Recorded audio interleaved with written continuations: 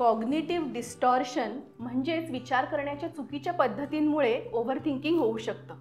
आता विचार करण्याच्या या चुकीच्या पद्धती कुठल्या आहेत ते आपण काही उदाहरणांमधून बघूया. एकतर सगळं माझ्या मनासारखं झालं पाहिजे, नाहीतर काही नाही झालं तरी चालेल. माझा मुलगा न प्रवासाला गेलाय, त्याचा ॲक्सिडेंट झाला तर? पेपरमध्ये पहिलाच प्रश्न येत नाहीये, माझा सगळा पेपर कठीण जाणार आहे. आमचं नशीबच फुटकं, आम्हाला आज तागायत कधीतरी काही सहजपणे मिळालंय का?